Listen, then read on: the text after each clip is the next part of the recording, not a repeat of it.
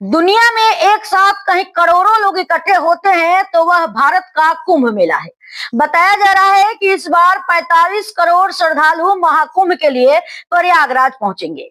करोड़ों लोग मां गंगा में डुबकी लगाएंगे। इस बार मां गंगा में डुबकी लगाने का मौका 144 साल बाद आ रहा है। इसलिए इस बार बड़ी संख्या में विदेशी भी प्रयागराज पहुंचे हैं। रूस, America, Britain, Germany, Israel, south Africa, Spain समेत कई देशों से आए श्रद्धालु डुबकी लगा रहे हैं। इन विदेशियों ने महाकुंभ में आते ही जय श्री राम के नारे लगा दिए। किसी ने भारत माता की जय बोलना शुरू कर दिया। गंगा नदी में कदम रखते ही यह विदेशी भावुक हो गए। इन सब की बातें आपको सुनवाए जाएंगे, लेकिन पहले थोड़ा सा महाकुंभ के बारे में भी जान लें। कुंभ कई तरह से होते हैं। एक कुंभ मेला हर 3 साल में लगता है, जो हरिद्वार, प्रयागराज, नासिक और उज्जैन में लगता है। फिर आता है अर्ध कुंभ, जो हर 6 साल में लगता है। अर्ध कुंभ का आयोजन सिर्फ हरिद्वार और प्रयागराज में होता है। 12 साल बाद जो कुंभ मेला लगता है उसे पूर्ण कुंभ कहते हैं।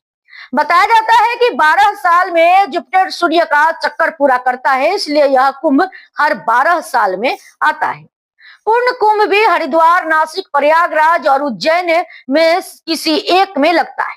और आखिर में आता है सबसे बड़ा महाकुंभ मेला, जो 12 साल की 12 साइकिल्स यानी 12 पूर्ण कुंभ के बाद 144 साल बाद आता है। महाकुंभ का आयोजन सिर्फ प्रयागराज में होता है। जाहिर सी बात है कि एक इंसान के जीवन में ऐसा मौका सिर्फ एक बार ही आता है, इसलिए करोड़ों लोग प्रयागराज पहुंच रहे हैं। महाकुंभ में मां गंगा की डुबकी लगाने से मोक्ष की प्राप्ति होती है। ऐसे में हजारों विदेशी भी डुबकी लगा रहे हैं। डुबकी लगाने के बाद इन विदेशियों ने महाकुंभ के बारे में जो कहा वह आपको हैरान कर देगा। आइए एक एक करके आपको सबके बयान को सुनवा रहे हैं। Bharat Mahan. So I came from Russia, but I was flying from Vienna, from Austria, from Europe. I'm working and living in Europe, and India is just great. I mean, we came to Kumbh Mela first time in life, and this is a big Kumbh Mela, so we're very excited. It's like, you know, you see the real India, and the true power of India is their people. I love India. Mera Bharat Mahan. It's been beautiful, eh? It's so well organized, the streets are clean, the people are so friendly and happy.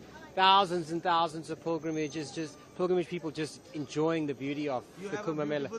We practice our Sanatana Dharma, we teach it, we spread it in the West. I practice yoga and I search for moksha. First time in India, I go Varanasi, then I come here. The water is cold, but the heart is warm. Jai Shri Ram.